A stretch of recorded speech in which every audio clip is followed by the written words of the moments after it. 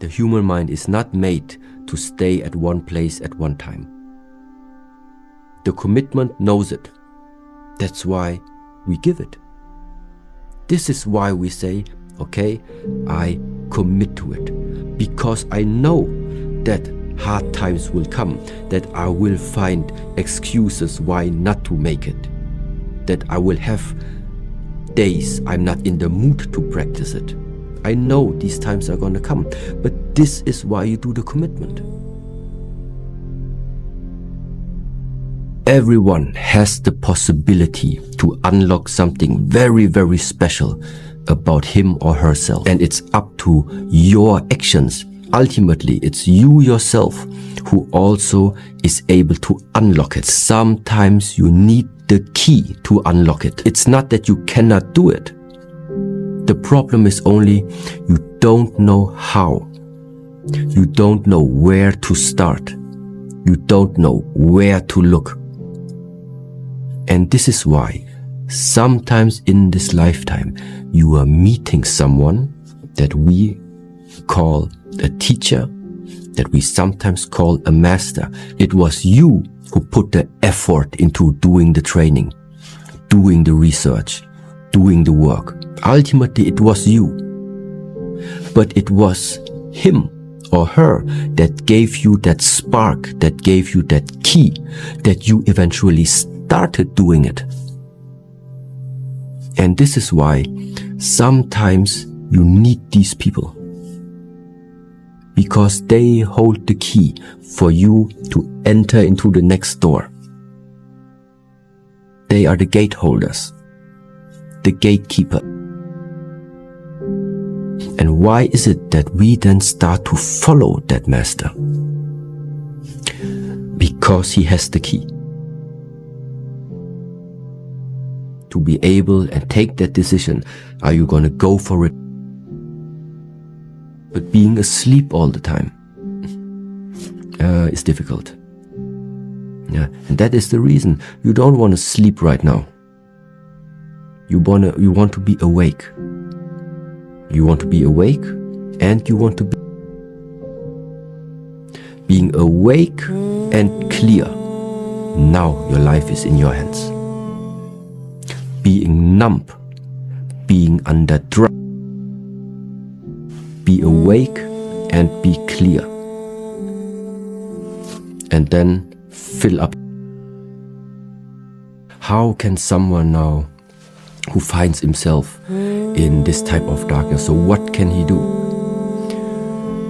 And there I can really only say there are a lot of different methods out there, and every door needs one certain key. Sometimes the Shaolin methods are not always the proper ones to just be offered to anyone. Sometimes it just doesn't fit. So if I right now just replace that word darkness with the term that something is closed, the possibilities are closed because there's nothing to see. You don't know what to do. So what are we doing in the different methods now in the Shaolin Temple? Number one step is open the body, or open the human. Open the human not only in terms of physically opening, meaning stretch open the muscles, stretch open the tendons, stretch open the ligaments, open really the body, open the lungs, that more oxygen can come in. But also means open the mind. Open the mind meaning to realize whenever you are in a way limiting your views, for example, limiting your own perspective. And by regularly practicing, every day we have exercises to open the body. Every day we take care that we are opening and stay with the open mind. This openness after time is something that we are then starting to incorporate into our being, into our daily life. And this is what opens then the doors again. The more open you become, the more you will see once again the possibility. practically speaking, what should you do? Increase the level of activity. If somebody finds himself in a too dark place, increase the amount of activity, which means spend a lot of time outside while the sun is shining where there are a lot of people. The opposite is you're in a dark place and you stay at home in your four walls. For some time, it's sometimes necessary, but this is not going to be the solution. If you by yourself cannot create that light, then we have to somehow try that the circumstances on the outside help you, support you a little bit along this way. I think the human is able to develop and learn so many different things when the willingness is there. When you are willing to learn. You are willing to learn, and afterwards you put that willingness into a form. Willingness into a form means you make a plan. A simple daily plan. Tomorrow I'm dedicating 5 minutes to practice it. The day after, another 5 minutes. After that week, 10 minutes every day. And this you keep no matter what, no excuse. Everyone is old enough to make a plan where you can put 5 minutes into your daily schedule that is just unchanged for the next months. I don't see a problem with this. But sometimes we're too compulsive. Sometimes you do have a plan, but then somebody calls you, you receive a message, something comes in between, and suddenly the plan is gone. If you have this type of commitment, why would you even call it commitment? The human mind is not made to stay at one place at one time. The commitment knows it. That's why we give it. This is why we say, okay, I commit to it. Because I know that hard times will come, that I will find excuses why not to make it. That I will have days I'm not in the mood to practice it. I know these times are going to come, but this is why you do the commitment.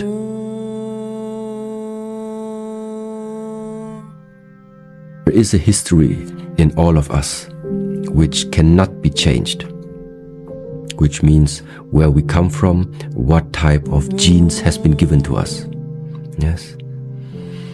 But at the same time, I also think that everyone in this world is absolutely free to express themselves in whatever way they feel like. It's just the fact that I can also see that some virtues, not even virtues that are being represented from the Shaolin temple, but general virtues within the society are starting to too much become mixed up and starting also to like disappear. And therefore, I think it was a really good question to sometimes pay attention to the fact that what has been given to you sometimes needs some care.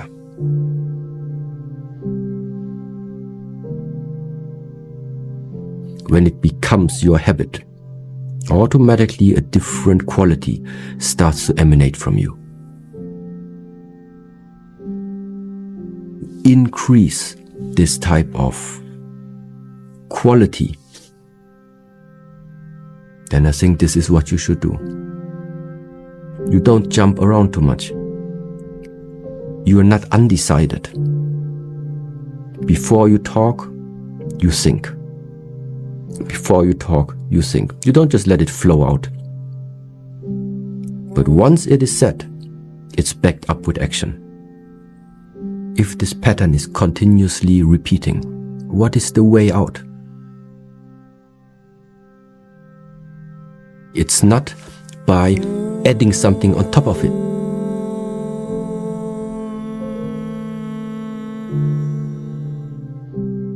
Because it seems like it's always about adding something more. You are learning something because you think you are missing it. You are going to another country because you think you are missing that experience. You are trying out another type of food because you think you are missing that taste. So that means the general idea, which is at the moment existing, is every time when we as humans feel something is lacking, the answer is just consume more. This is not about giving. It's about taking.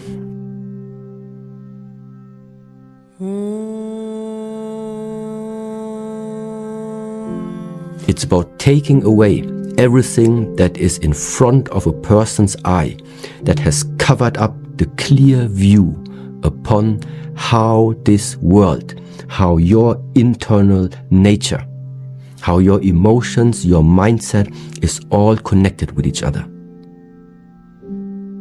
The reason why I talk, which seems like I'm giving out something. No, I'm not giving out.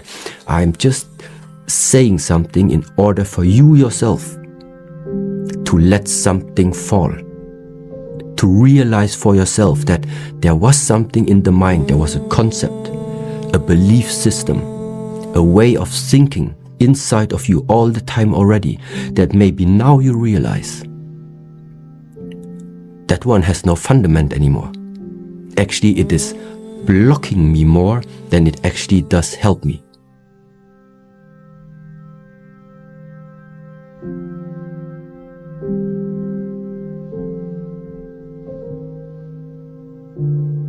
You think that because we are so well connected everywhere in the world, you can access quite a lot of information just by going on Google or on YouTube. Of course, it feels like that.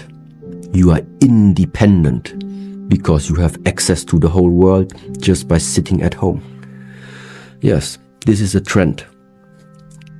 This is a development which is going on now for quite some time and will still go on in the future, until it will shift.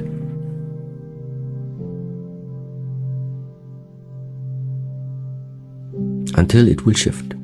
And you will realize how much of a fantasy and how much of an illusion it is to think that you can live a life, or that living a life means that you're sitting at the chair, looking at the whole world and being connected with the world through the screen.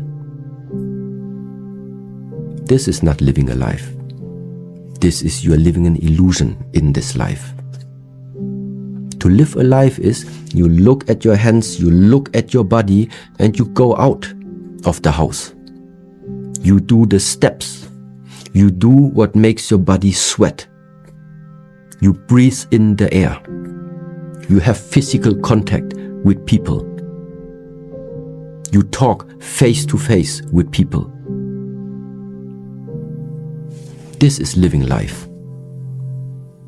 The other thing is sad. So the result of if something is too dark is it's very difficult to actually distinguish anything. What are your possibilities in the darkness? Because you don't see any direction, you don't see objects in the darkness. So what therefore the approach is, what therefore I think must be done, is no matter which method you're using, you need to light up that space. So either you find a way to really light up that space so that in such a way that darkness slowly disappears and you slowly start to see what is in that room, what is in that space. That is the first possibility. Or the second one would be that you are developing yourself and are equipping yourself with some type of skills that gives you better abilities to see in the dark.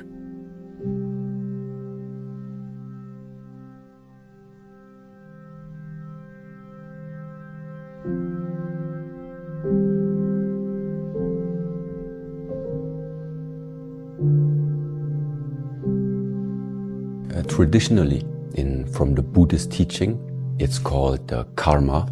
It's a concept which sometimes is also related to the principle of cause and effect.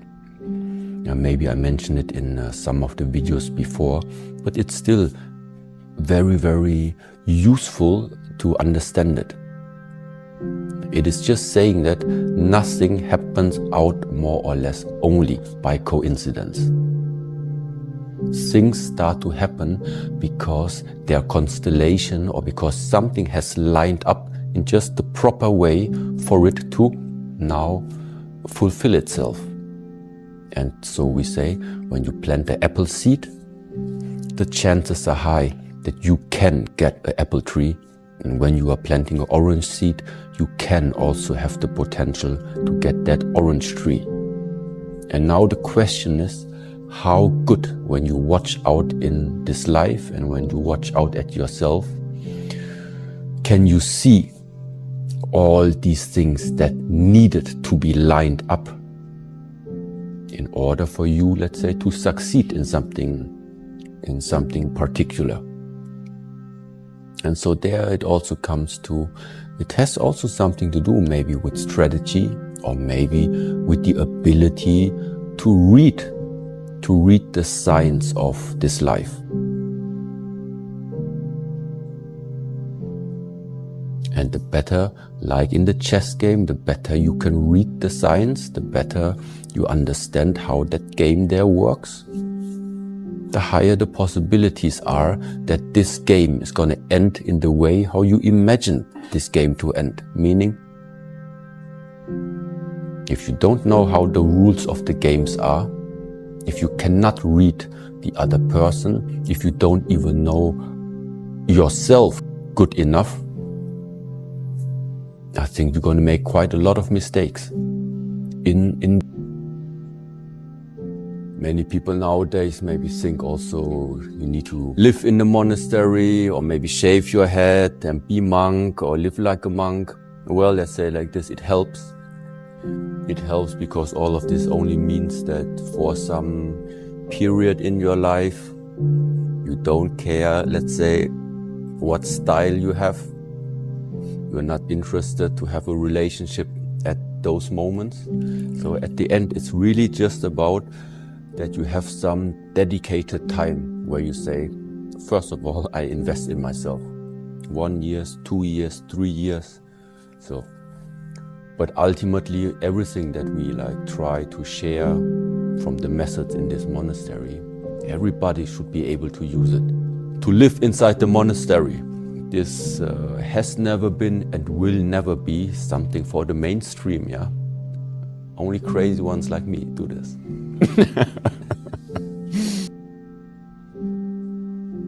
There's for everyone, there's something. So that's the point. And this is why it also makes sense then to why at all I think there are methods that can be shared to the public. Some things it's not interesting for them because nobody would really have the time to practice these things. But other things, it's good and important to know. And somewhere there we need to find the balance for what to share out and what remains inside the temple walls. Yeah, and now, for example, when I talk about the retreat and getting away for some time from this outside world, yeah, what does it mean? It really means you go, in our case, you're inside this monastery. You're not leaving this monastery.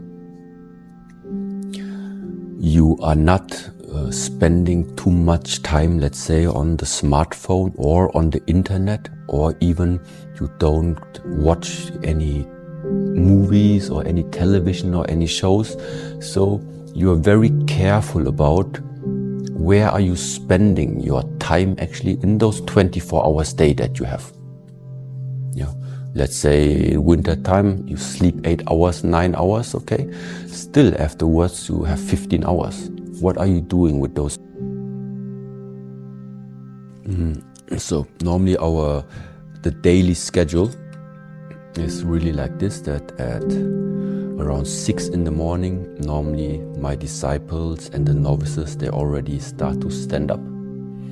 Because 6 o'clock until 7 is the time where, first of all the animals in this monastery need to be taken care of. Meaning the food for the horses, the food for the dogs, the food for the cats. This is what's happening between 6 and 7. Other ones are preparing the breakfast at that time, because 7 o'clock then is breakfast. And then starting from 8 o'clock until 11, this is like the first morning session for training. Summertime, wintertime, it's a little bit different, but at the moment we're starting normally with the meditation. So sitting meditation, very calm, warming up the body just gently, but then afterwards it's just sitting calm and just breathing. This is how the day starts. And then comes like the physical training, like you saw it before, a little bit more active, and also depending on what is it that this student, for example, wants to develop at the moment. Yeah, so sometimes we have group training, but sometimes we also have individual training where you have to take care of yourself, where you want to proceed. And 11 until 1, so which is where we are at this moment, is normally the working time. Working time, which means emails need to be answered, then just the general work that needs to be done inside the household in terms of vacuuming the floor, cleaning the windows, washing the toilets, washing the clothes, going shopping. That takes place now in that 11 to 1 period. And 1 o'clock is lunchtime. After lunchtime, we normally have a break until 3 o'clock. And then 3 o'clock until around 5 o'clock is again a training time. Yeah. Training time, and 6 o'clock we have dinner. And then a short break, and 7 until 9 is again a next block where it's dedicated for practice. So there are actually 3 blocks of practices every day, and they can differ, because when I talk about practice, it's not just about physical practice. It can also mean it's something that you practice which is good for your mind. Sometimes you practice something which is good for the way how you are breathing. Sometimes you practice something which is then eventually good for your mood. Sometimes you practice something which is then really physically good for the way how you look. So practice for me is just that you are developing something on you, not just like physically speaking. So, and this is what the practice times are dedicated for. So that doesn't always mean that we go for running or just like doing push-ups or doing weight training or doing kicking and punching. This is one way of training. But like I said also, this complete way of thinking, and what is like really important also to share to the people outside there, because I don't think that the majority of people is interested in punching and kicking. No, it is about to just get access to more different methods that you can use in order to improve the way how this life feels to you. This is the main point of all of these practices. So it doesn't matter how your life look at the moment, but what we all have the same is, you have a body, I have a body. And there are methods to keep the body healthy. You have a mind, I have a mind. And there are ways how to develop the mind in such a way that you don't make too many mistakes when it comes to taking decisions. Meaning, there are ways how to take decisions that afterwards you are not going to regret. That can, for example, means it's better to take decisions in a state of the mind that we would call it, it's a clear mind. It's not a mind which is like based upon emotion. Not a mind that was just angry a few seconds before. Yeah. So then people have different emotions, we have different emotions. Nevertheless, taking decisions out of emotion is not a good idea. Yeah. Everybody has organs, we have organs. Everybody has muscles, we have muscles. Yeah. And therefore, this is what it's about. To go deeper into yourself and try to penetrate all the layers that are making you become who you are. And all these areas can be trained and should be trained. It's about the life quality of each individual. That's what is the important part. The life quality. It's not about the punching and it's not about the kicking. But life quality sometimes can also mean you just feel more stable, you just feel better, that when you go somewhere, you know that you are feeling strong, you are feeling ready, you feel that you are able to protect the ones that you like. So that means that you are feeling strong, that you feel solid, that you feel prepared. This can also have a significant influence in the way of your life quality, in the way of how you are like walking through this lifetime. Be stable. And these are simple things right now, why all the disciples, all the students that I have here, why I want them to also learn about the martial arts. Because this is what it's about. You want to develop your body in such a way that you feel strong, that you feel vital. But not just that you feel like this, it's also important that you really are strong and vital in comparison to yourself if you would not do the training. That's important. So all this martial art training, it is about, in ancient times, it was about preparing and forging your body in such a way that you become a weapon, or that your limbs, your body becomes suitable to use it as a weapon. It doesn't mean you have to do it. It just means you need to forge it like this, first of all. This is why still nowadays, 1,500 years, even after the original founding of the tradition in China, we are still keeping up exactly these training methods. Because to express physical strength absolutely has an impact upon how strong your mind is. It's not the only one, but it certainly is like related. It's called, in the past, it's called warrior monk. Yeah, so normally when we translate it, it's called warrior monk. So if you take it literally, or if you read it in this way, it means number one is there is a warrior. Okay, that's it.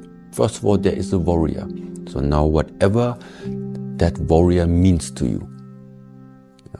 Number one, there is the warrior. And then there's the monk. So it's a warrior who lives as a monk, which means he has the capacity, he has the potential of bringing out the warrior, but he doesn't do it. Why not? Because martial arts, the practice of the wushu, or being a warrior, very often warrior, yes, also including the word war. We don't want war. It's not what we want. Because in this war, people get hurt. In this war, you have even more suffering. Yes? So, the warrior normally is, sometimes we can call it, it's the dark side of you. It is the dark side of a person. The only difference why it's called warrior and it's not called, let's say, a demon is because sometimes demons are controlling you. A warrior is different. It's the same type of power. It's the same type of force, but you are in control of it. So you have disciplined the dark side of yourself. This is the warrior part. And that means, but because you know that when you bring this out, it can cause a lot of suffering. It can cause a lot of harm also if you use it in the wrong way. That's why it's not our aim to bring out that warrior at all times. But you need to be able to at least have that spark inside of you that when somebody starts to hurt people in your surrounding, in your family, you need to have this fire and bring out then the warrior. Yeah, this is how I would express it. And it's better that you control this type of energy than you have no control over this energy. You know? But every human has it. If you are provoking a person just long enough, it's gonna come out. And what comes out there, now the question is, who is controlling it? And yeah, some are called controlled by demons and other ones control themselves. But the force is the same. It's very powerful. Thank you so much to Master Shi Heng Yi. Today's video was sponsored by mullingbrothers.com, the best motivational clothing brand in the world, where you can now get the Rise and Grind series, the Hardest Worker in the Room series, and the Inspire Change series. And if you are lucky, there are also some books available on the website. All that support goes back into making these projects possible, and hopefully we'll make a future project possible with Master Shi Heng Yi. Thank you for watching, and I'll see you in the next one. Peace.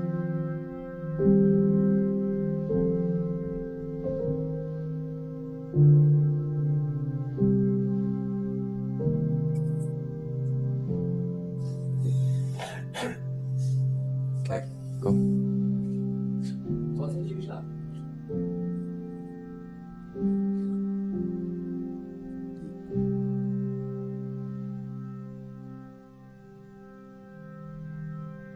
It's called warrior monk. Yeah, so normally when we translate it, it's called warrior monk. So if you take it literally or if you read it in this way, it means number one is there is a warrior. Okay, that's it. First of all, there is a warrior. So now whatever that warrior means to you. Number one, there is the warrior. And then there's the monk. So it's a warrior who lives as a monk, which means he has the capacity, he has the potential of bringing out the warrior, but he doesn't do it. Why not? Because martial arts, the practice of the wushu, or being a warrior, very often warrior, yes, also including the word war. We don't want war. It's not what we want. Because in this war, people get hurt. In this war, you have even more suffering.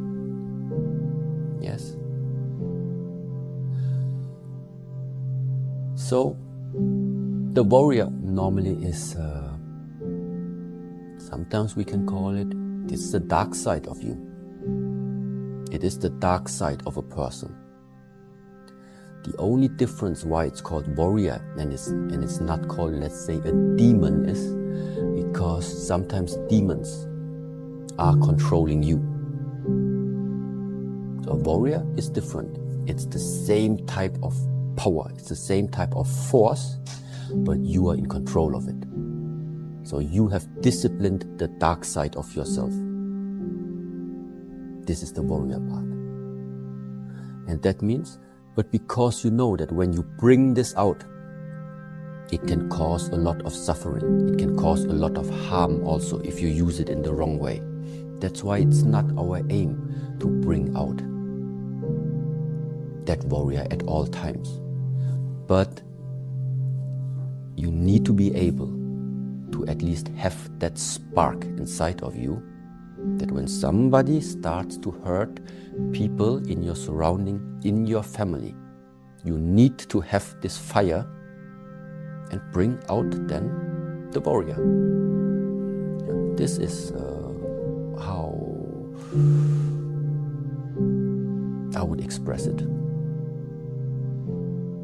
And it's better that you control this type of energy than you have no control over this energy. Yeah. But every human has it. If you are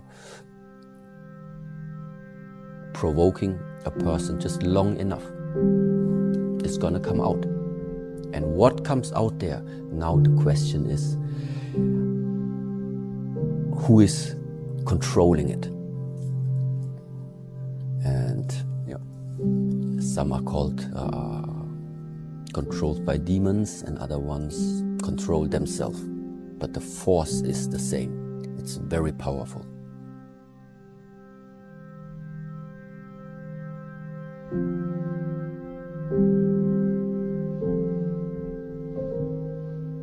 In the core, maybe there is the warrior, but the way how he behaves, it's the monk.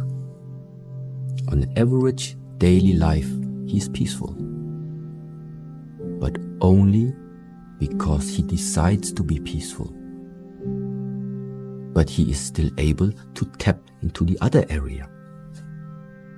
That is the difference. And so sometimes, one of my masters that I appreciate very much, he really said it straight out like this. If somebody starts to attack your family, you need to be able to protect your family. And this type of power,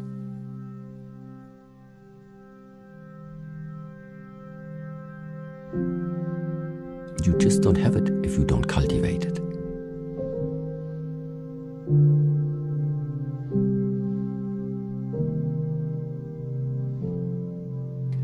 That type of spirit to not give up when the times are getting hard. It's not just the Shaolin who are living this type of spirit, but they also possess it. Because this is what makes the difference between someone that we call a warrior and maybe another person, somebody that we call who succeeds and somebody you maybe call today a loser. The difference is both are going to come to the point where they are facing the challenge and when they are maybe facing also their defeat for the first time. The only difference is that the warrior keeps going. And somebody who does not have enough courage, who does not have enough discipline, who does not have willpower, maybe he just does not have the power anymore to keep on going and going and going after he failed so many times. But because of these failures, because there is something inside of you which feels that you don't want to fail the fourth and fifth and sixth time anymore. Because of this, something else inside of you starts to become very, very strong. And once again, and then you only need to keep repeating and going. Repeating and going. Don't lose sight. Don't lose sight. It is giving you confidence. It is giving you some ease to just know that yes, sometimes you go out into this crazy world. You can't control other people. You can control yourself, yes. And exactly because of this, you don't know who you are going to meet out there. Not everybody is peaceful to you. So it is just giving you an easy mind to at least know if comes up any situation where you would need to just take care of the beloved ones around you, that you are able to do it. You don't have to do it. You are able to do it. This is what gives you that ease. This is what gives you the freedom to walk out there without having fear all the time. But if you have no abilities, if you have no skills, and then somebody just says, hey, look, don't go to this Otterberg. It's a very dangerous city. No, you would never come to this city here. Already just because of the fear. But this is not freedom. Freedom is you can conquer all of this. Why? Because you have the ability to do it. Because you have developed yourself to not let fear determine your life. And now this is not something that just comes from the Shaolin Temple. It's just our approach to it. But fear is just nothing to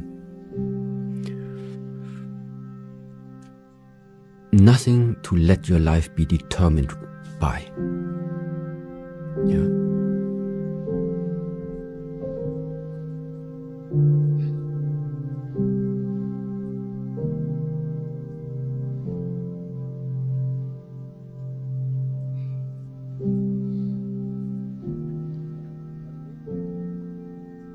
Thank you for watching Monk Mindset.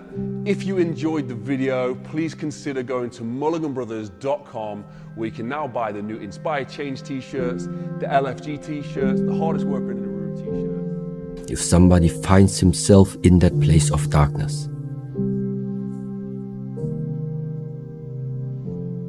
light up that space. To grow, to open up, is the same as to bring light into the things.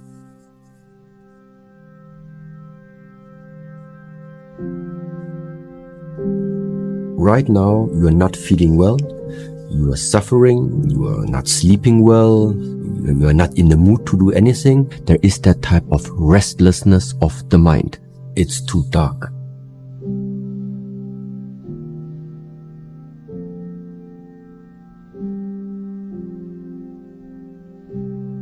There are people that went through these type of situations but found a way to move on. What did they do? This is what matters to me. I think it's not going to happen if you have a person who during the lifetime is used to waste a lot of energy, waste a lot of lifetime. Even if you give him an afterlife, it's going to be the same. From where should this switch of mentality suddenly come? Waiting for better times to come, that you change something about you, is not going to happen. It's an illusion. You want to bring out something good, something, the better version about yourself. It's not going to happen in the next life. What you do right now, this is what you take to whatever gonna come afterwards. There is something we need to learn. And that one is rain. R-A-I-N. Rain.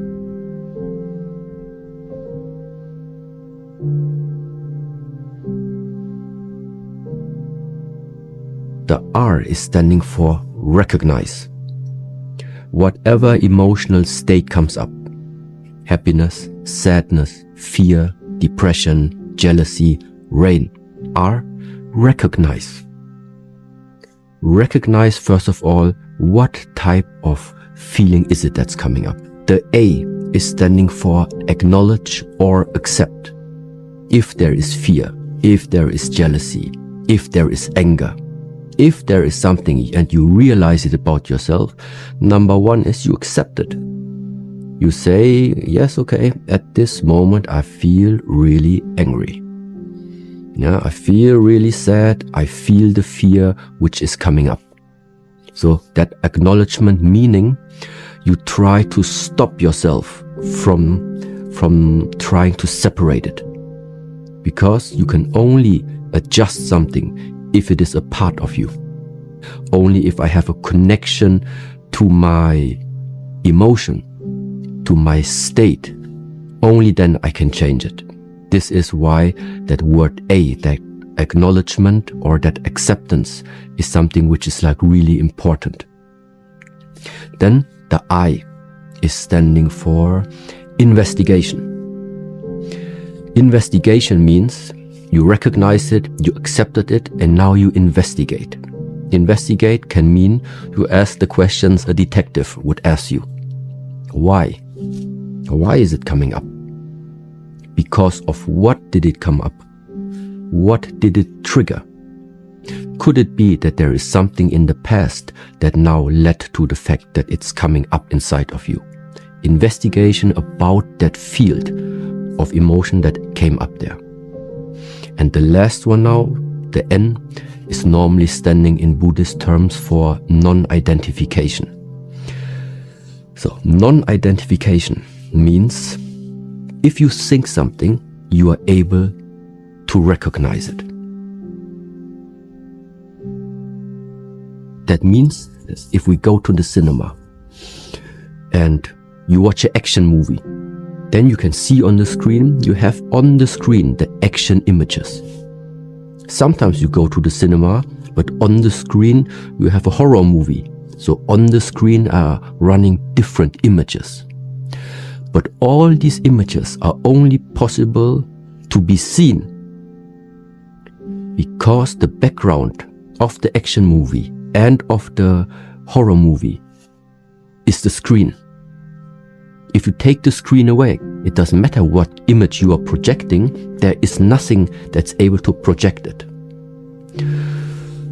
So that screen is the same like in the Chinese or in the Asian ways. We sometimes say the clouds, they are like the thoughts. But the thoughts, they can only appear, or the clouds can only appear because the underlying big is the sky.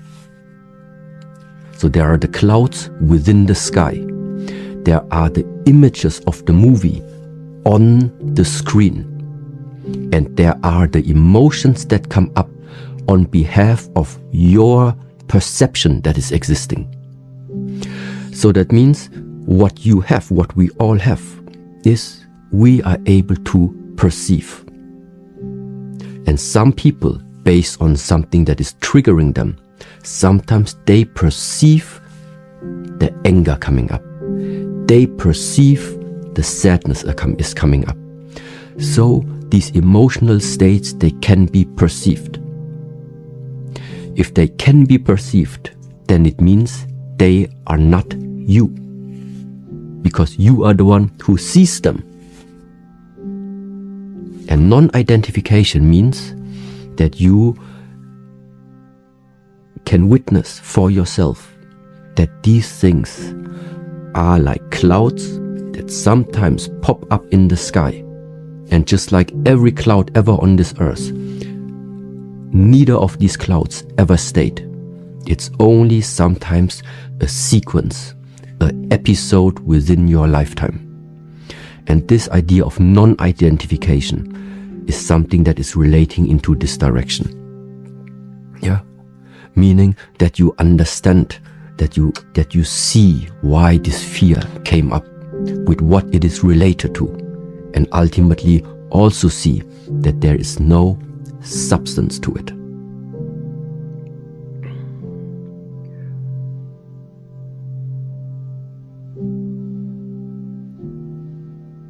They see no other option. It's like a one-way street. And this is something that I think with the opening of possibilities, they need to be educated just in the same way. That's all what this is about. People need to know options. If nobody puts additional options in their minds, they cannot see it by themselves. And intention is what fuels life. Intention fuels life. You want to have quality life. And that automatically only means for me, you fill up every moment and everything that you do, you are the one who fills it up with quality. You don't wait for anything to happen to make something be out of quality. You are the one, we are the one who can fill up whatever we're doing with quality. Everywhere we try to put as much as we can, that reminder inside again.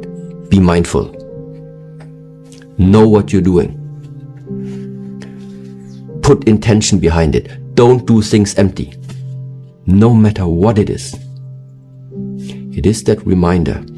It is up to your intention. It is your thoughts that is fueling the quality of life. And therefore, these are always just reminders. That's why we need to have structures, we need to have some method to reconnect us again, that remind us again. Remember, mindfulness is key. Intention is key. Be mindful. Remember yourself again. There's a different key for each door. Figure out which one is the right key to open that one person. I think it's time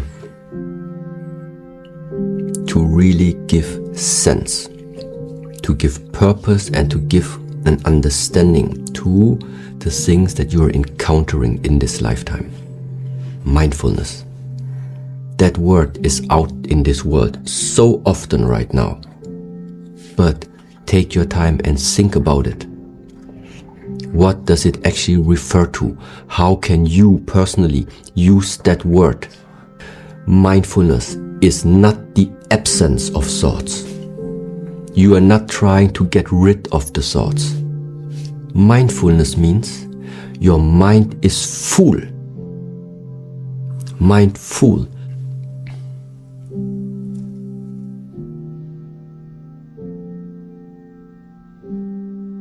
It is full of something that you chose. You individually chose. This is my purpose.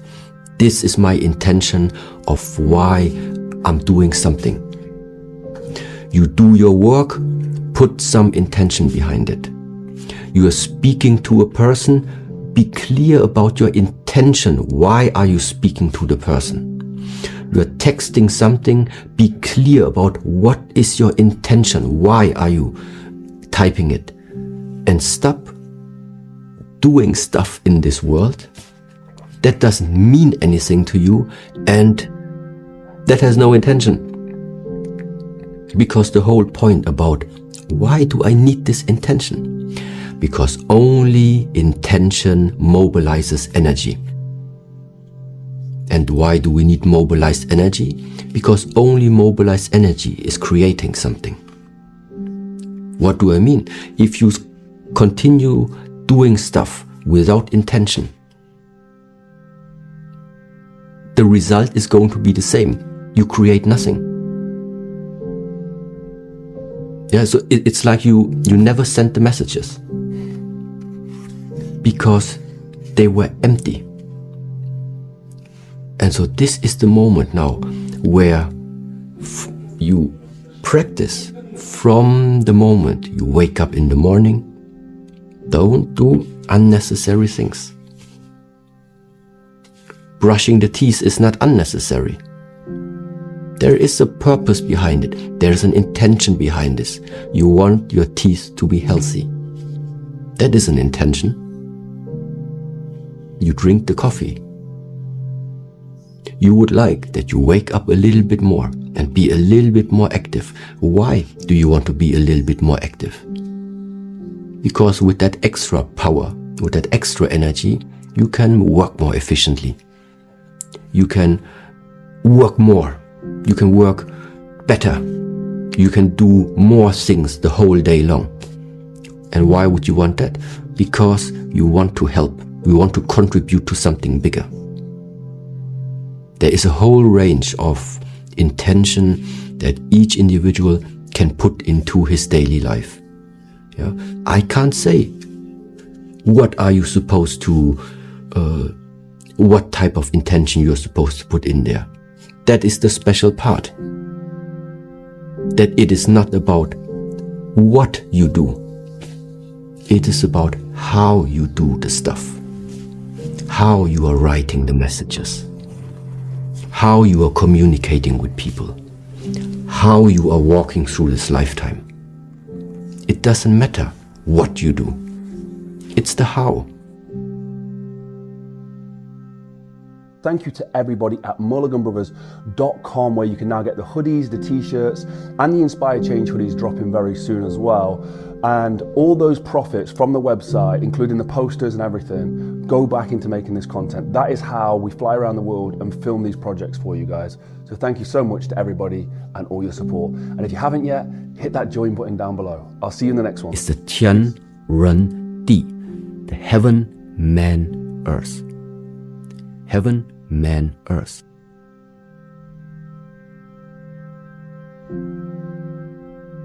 Which means the human is between heaven and earth.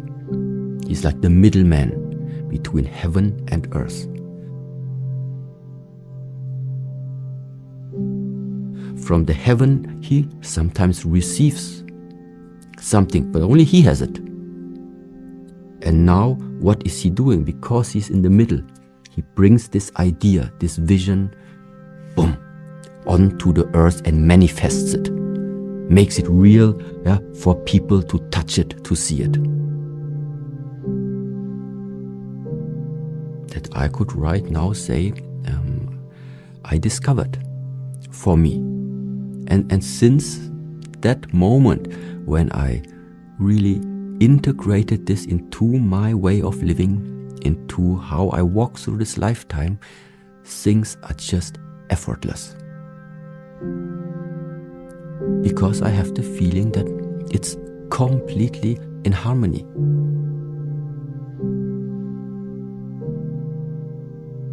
It's not that I say I feel enslaved by something and actually I don't want to do what I feel I should do. No. I feel that just by having this ideas, by having these visions, and then investing my lifetime to try and make these visions that come from somewhere, to make them become real. In the moment where I feel that it's just about, it's like you make your dream come true. It's like a wrong movie, It's like you write your own movie. Like this it feels. And it is so effortless. And I strongly trust that this is something very, very special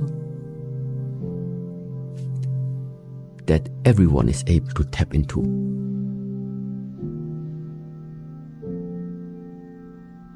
That is the important part. That is the very, very important part.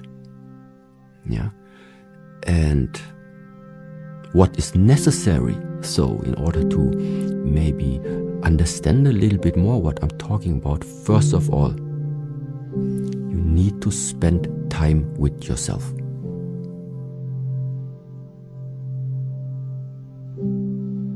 How I sometimes feel inside, and It's one of the reasons why I meditate. One of the reasons why I sit down and I'm quiet, because I need to listen sometimes, no matter how strange it sounds. Listen to what? Listen to what the next steps are.